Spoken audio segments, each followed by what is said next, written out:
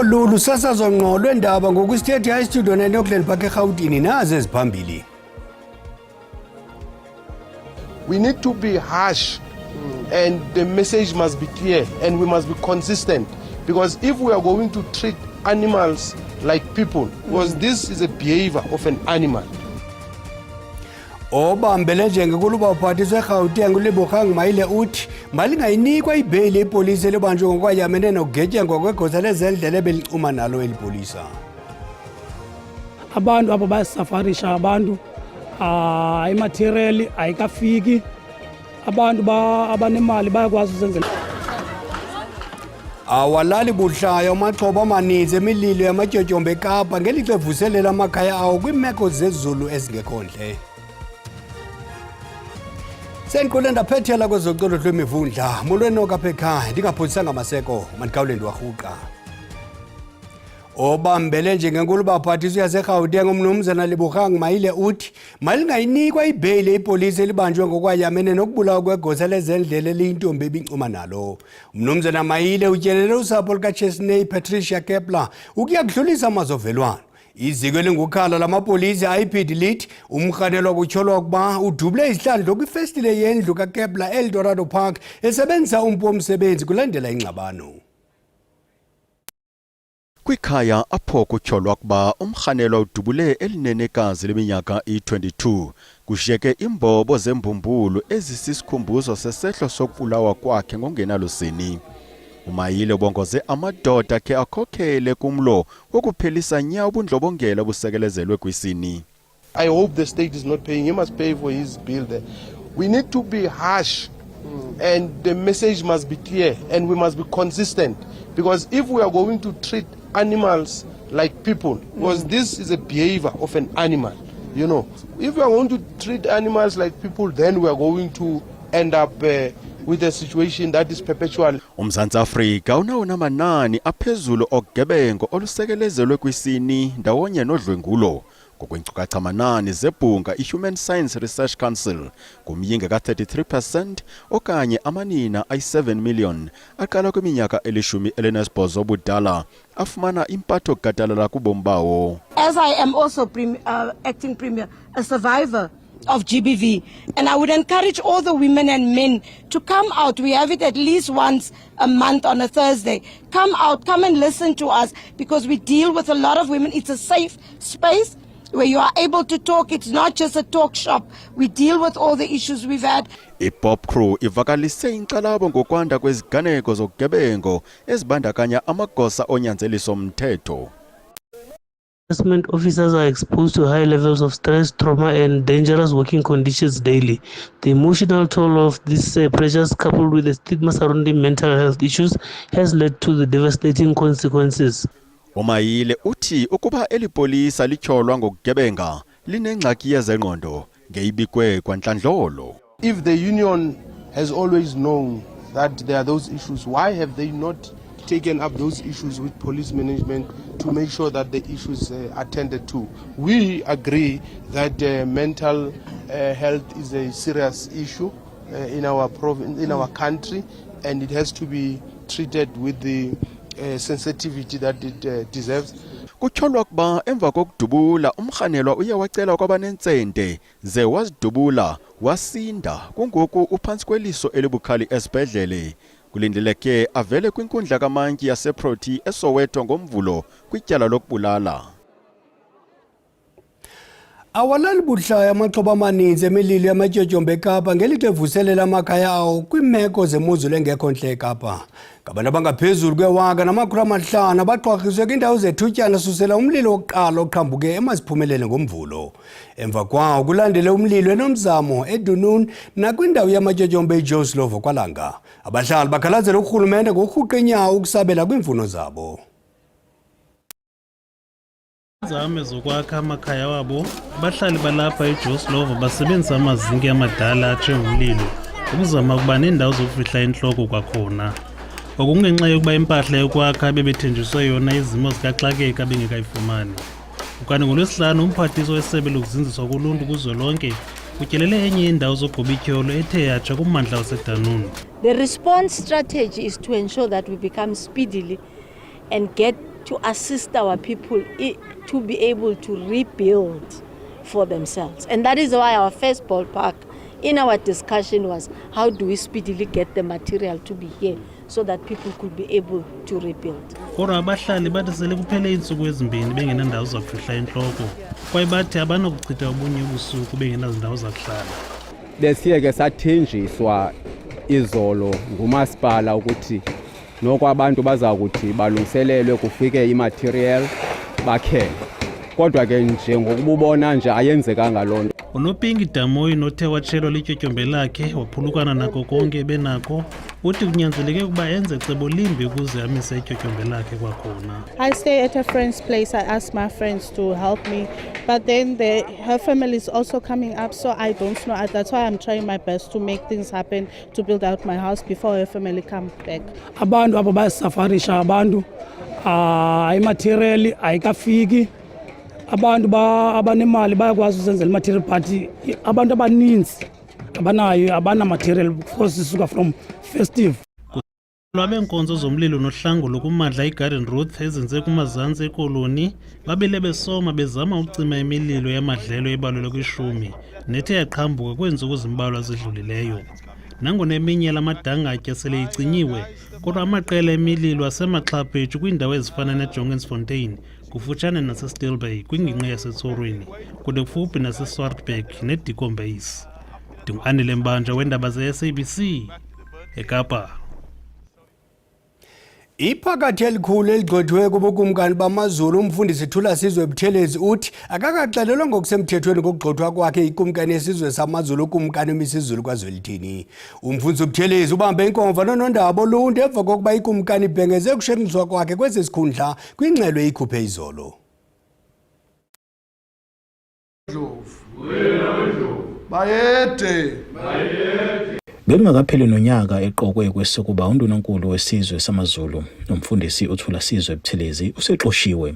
Umfundisi uButhelezi wangena kulesi sikhundla ngemuva kokukhothama kwayesehlale kulesikhundla eminyaka evile kwengamashumi ayisithupha inkosi uMangosuthu Buthelezi.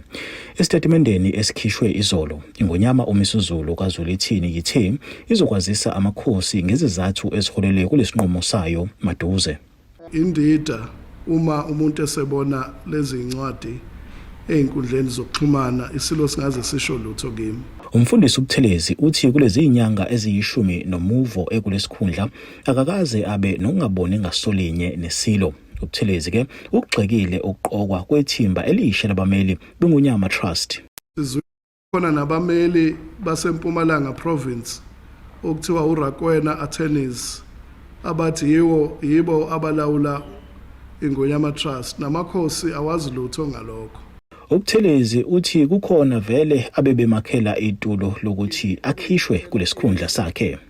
His Majesty has told me personally that he has been under a lot of pressure to part ways with me. You know, he has been under a lot of pressure for the past few months, you know. So if things come to a head now, it's not surprising because there's been a lot of pressure from very senior leaders in this province. Kwezamasiko uyaphawula ke ngalolu daba. Kubalekile kakhulu ukuthi kube khona ubudlelwano obuhle phakathi kwesihlalo sobukhosi kanye nabantu abaholwa indlulamithi okungamaZulu kanye namakhosi nobuholi bendabuko.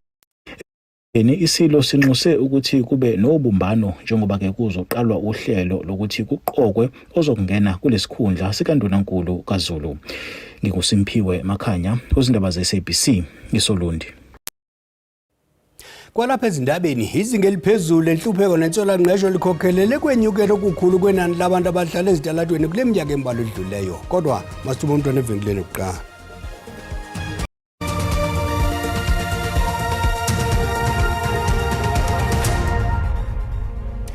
Sinamkela kwakhona kwindaba zelijelo uyakwazi ukubukela kwakhona ezindaba kwijelo le-YouTube uthi SABC indaba zesiXhosa. Ukanti xa ubukele sicela ucofe ulike sekuba kwamcofa usubscribe sibongeza wenze njalo kwinqaku lokuqala sithe Obambele njengenkulu baphathiswa yaseGauteng umnumzana Lebogang Maile uthi malingayinikwa ibhayili ipolisi elibanjwe ngokwayamene nokubulawa kwegosa lezendlela eliyintombi ebincuma nalo. Umnumzana Maile utyelele usapho lukaChesney Patricia Kepler ukuya kudlulisa amazovelwano. Iziko elingukhala lamapolisi IPD lithi umrhanelo okutyholwa ukuba udubule izihlandlo kwifirst lendlu kaKepler Eldorado Park esebenzisa umpu womsebenzi kulandela ingxabano. Izinga eliphezulu lenhlupheko nentswela-ngqesho likhokhelele kwenyukeni okukhulu kwenani labantu abahlala ezitalatweni kule minyaka embalwa edluleyo. Ukwenyuka kokusebenzisa iziyobisi ingakumbi kulutsha zezinye zezizathu ezikhokhelele ekubeni babe ngodinga indawo. Ngamanye amaxesha uxinzelelo lwengqondo kunye neengxaki zekhaya ziye zinyanzelise ukuba abanye bazincame babalekele ezitalatweni. Ixesha lemibhiyozo elimfiliba yinto ebuhlungu kubantu abangenamakhaya kwaye ukungabi nanto ngeli xesha enyakeni yenza imeko ibe maxongo nkqu nabo batya emigqomeni bwasebunzimeni. Le ndoda ineminyaka eyi-48 ngomnye wamawakawaka wabantu abangenamakhaya abahlala kwizitalato zasePitoli. I ended up on the street due to personal family problems. I wasn't ever part of my family. Ukunqongophala kwendawo zokufihla intloko ngenxa yokungabikho kwenkxaso-mali eyaneleyo yenza imeko yabantu abangenamakhaya ibe maxongo nangakumbi. Ngokwengxelo yeTshwane Homeless Forum, kuvele ukuba bangaphezulu komyinge ka-40% abantu abangenamakhaya abahlala ezitalatweni emva kokuphulukana nemisebenzi yabo. Ze ibe ngu-20% wabazifumana beswele ngenxa yokusebenzisa iziyobisi kunye notywala kwaye izitalato zasePitoli zingangqina ngoku nanjengoko kuvela ubuso ngobuso obutsha kule ndawo. It's difficult. It's really difficult. There's some of us that are fighting to try and get our lives back.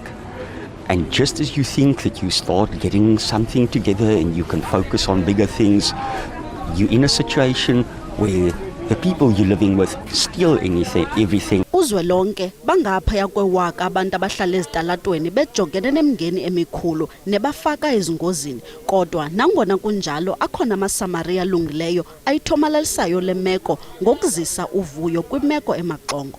Ngoko ke ukuba unako nikela kwabasweleyo ingakumbi abangenamakhaya ngexesha leholide nanjengoko kunzima kubo ukuphila ngeli xesha lonyaka. Uluntu lwaseRiverton eMntla-Koloni luthi alisakwazi ukuloba intlanzi kumlambo iLigwa kuba amanzi awagcwele ilindle. Uluntu luxhalabile ngabantu abaphila ngokuloba ngelithi oku kuza kuchaphazela iipokoto zabo njengoko abanye beloba intlanzi ukondla iintsapho zabo. Ngumlambo ogcwele intlanzi kodwa oko sekuyimbali. Abanye abahlala bebeloba intlanzi iminyaka engaphezulu kuma-50 bathi ukungcoliseka kwala manzi kuchaphazela ubomi babo. Utata ominyaka eyi-67 ubudala waqala ukuloba eneminyaka eyi-12 uthi le meko yarhuqula.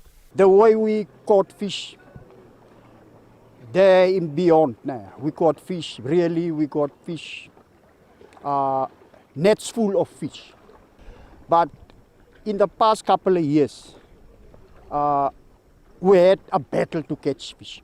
Abo babekade besiza bezokuloba intlanzi bathi imeko imbi yala manzi yaxhalabisa. I think most of the people around here love of the water and fishing, and yeah, I think we need this thing, and like we can see this, it's not looking the same anymore. Of our waters lately with the contamination of wastewater, it's getting more and more difficult to fish, and you can't really trust the fish that you catch to eat it. Lobe baxhalabile ngokungabikho kwentlanzi benethemba lokuba kuza kwenziwa inzame ukubuyisela lo mlambo kwisimo sawo sendalo. INelson Mandela Bay yaziwa ngolwandle lwayo oluhle, inonxweme olukhuselekileyo nolikhathalelwe ngamagosa olwandle abeka ubomi bawo esichengeni ukuqinisekisa ukhuseleko lwabantu abaqubhayo. Ixesha lemibhiyozo lusoloko lixakekile kwesi sixeko ingakumbi kumadoda nabasetyhini anxibe ezibomvu natyheli ebeka ukhuseleko kulo masipala phambili. Eli lelona xesha likaxakeke enyakeni kula maqhawe naqala usuku lwawo ngenjixukuxa ngentsimbi yesithandathu. Bashiye iintsapho zabo ngasemva ukuya kusindisa ubomi babantu. Omnye wenkonzo zohlangula elwandle nobeka ubomi bakhe esichengeni uqinisekisa ukhuseleko lolwandle kule ngingqi nguKiano Plaatjes. Le ndedeba ineminyaka engama-29 ubudala. Ithi umdla wokuthatha lo msebenzi waphenjelelwa ngabazali bakhe kwiminyaka eli-10 eyadlulayo kwaye ukususela koko akazange ajonge emva. I wake up in the morning, I go do my fitness test, I come to the beach, I sign in my book, I report to my supervisor that I'm on duty, I check all my equipment, I make sure that all my equipment is ready and packed and sorted out for the day. Ngumsebenzi omhle ongafuni nje kuphela amandla koko nendlela zokusebenzisana nabantu kwanokwazi ukuthetha. It's very impossible to do life saving on your own. You have to work as a team, and one of our important things for communication is our whistles. It's very important. uKieran Peacock noneminyaka eyi-27 ubudala naye wakhetha lo msebenzi wokubeka ubomi bakhe esichengeni ukusindisa abanye. Once you have a passion for something, it's really nice to know that you're helping the community. You can save somebody's life, especially during the festive season. It's not easy, but it's something that we enjoy doing. Ngezinye iintsuku kuthi cwaka kunezinye. Ukuza kuthi gangoku kususela ngosuku lweChristmas ngabantu abane abatshone kwiphondo leMpuma Koloni, ababini baseGqeberha logama abanye beseJeffreys Bay. Ezintathu kwezi ziganeko zenzeke kwimilambo apho bebengekho abezohlangulo kwaye abaqubhi bayabongozwa kuba balandele imithetho kwaye bayeke ukuqubha bephantsi kwempembelelo zotywala ekuseni okanye emva kwemini. Intwazana yaseLimpopo uTsakani Henry sominyaka eli-16 uthweswe isabe ephumelela umsithi omkhulu onobuhle abaselula i-International Teen Supermodel South Africa njengoza kumele ilizwe lakhe kumsithi okumila kunje kwinqanaba lehlabathi eMelika ngo-2025. Lo nobuhle wenza ugrade 10 uthemba ukusebenzisa eliphulo ukuqaqambisa uma kulingana ngamathuba ukuxhamlisa namantombazana aselula. Andries uqondobe kwakuko ebhulela amasaka abanye ontangandini abangama-40 kwingxikela yefinali yonobuhle. Le ntwazana yabonakalisa umdla kwezonobuhle iselula kakhulu. Ivakalise umbulelo ongazenzisiyo kubaqhuqhuzeleli balomsitho kubalandeli bayo nosapho ngale mpumelelo. I always tell people I have no words for how I feel. I am beyond blessed and grateful for this opportunity and to be able to be the one carrying and holding the title of International Teen Supermodel South Africa. I believe it's not just the win for me, myself, Tsakani, but for my family, the Andries family, for my town, Tzaneen, and for my province and for my country as I will be representing South Africa. Kungoku akasena kulinda imincili ujonge ukuyokumela ilizwe lakhe phakathi kwezinye intwazana ezimanzandonga zehlabathi kwilizwe laseMelika. International Teen Supermodel South Africa is not just a competition where young teenage girls model and showcase their walk or their beauty. It's a platform where they believe in empowering young teenage girls to be confident in who they are and to work hard to become phenomenal future leaders. Okuphambili kuye kukuzakuzela amanye amantombazana axhamle ngokwaneleyo kumathuba ezemfundo aqhubisane kwanokukhulelwa kwabantwana. Luzingombe isifuba ngaye usapho lwakhe. Wow, we are actually humbled as the family and honored at the same time. Because when Tsakani started her modeling journey, we never thought she will come this far. Umhla walengxikela yomsitho waseMelika useza kubhengezwa. uTsakane uthi uceba ukufundela ukuba ngugqirha emva kwemetriki. Qonqololo ziyaguqa ziyakhothama ezalenhlwa masikhongozele zangomso ngesizulu makube chosibele.